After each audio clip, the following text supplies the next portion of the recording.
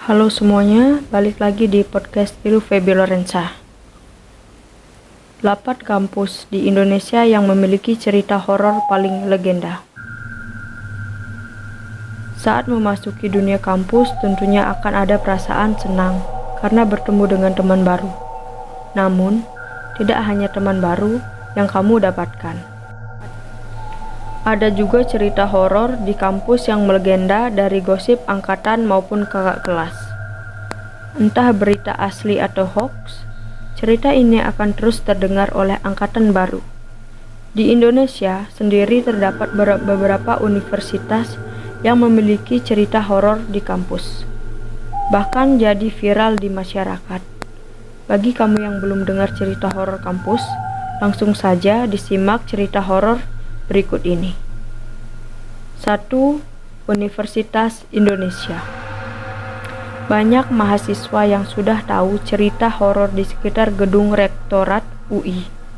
Konon katanya terdapat arwah penasaran gadis yang gantung diri. Tidak jarang mahasiswa yang melintasi gedung Rektorat UI Depok melihat gadis berjalan tertatih-tatih dengan kepala terkulai. Menurut cerita yang beredar, gadis itu memiliki wajah pucat, bibir biru, dan lidah menjulur. UI memang banyak menyimpan cerita horor. Setiap angkatan di UI pasti pernah mendengar cerita horor di kampus. Cerita yang sempat melegenda sekitar kampus UI yaitu di gedung 9 FIB UI. Beberapa mahasiswa mengatakan gong yang terdapat di ruang kerap berbunyi sendiri. Bahkan ada mahasiswa UI yang menginap di ruang tersebut pernah melihat seorang nenek menampakkan diri secara tiba-tiba. 2. Institut Teknologi Bandung. Kamu yang kuliah di ITB pernah mendengar penampakan sosok perempuan berambut panjang yang berkeliaran di kawasan Taman Sari? Banyak mahasiswa ITB yang melewati daerah tersebut kerap kali melihat penampakannya sambil menatap orang yang lewat. Beberapa mahasiswa yang lewat juga menghiraukan penampakan tersebut. Tidak hanya cerita itu, ITB juga punya cerita horor lainnya yaitu pengalaman saat Fancy Night FSRD. Ceritanya begini, Fancy Night ini adalah sebuah pesta yang digelar kampus. Biasanya sih semalam suntuk. Nah, dulunya Fancy Night ini digelar ala pesta topeng gitu. Tapi karena ITB bukan hanya milik mahasiswa, banyak juga dedemit yang ikutan party. Sekali waktu ada aki-aki sama anak kecil yang entah dari mana datangnya ikutan pesta topeng. Aneh, di antara anak muda tiba-tiba ada kakek-kakek dan anak kecil.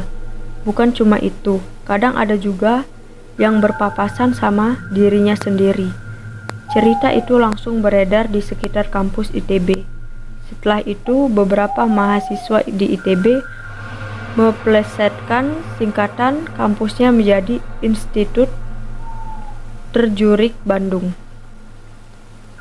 3. Institut Pertanian Bogor. Berbeda dari kampus yang lainnya, mahasiswa IPB punya cerita yang menyeramkan.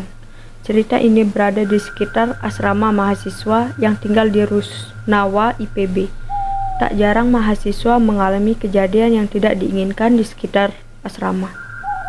Ceritanya bermula dari sekelompok anak main Uno sampai larut malam di sebuah kamar.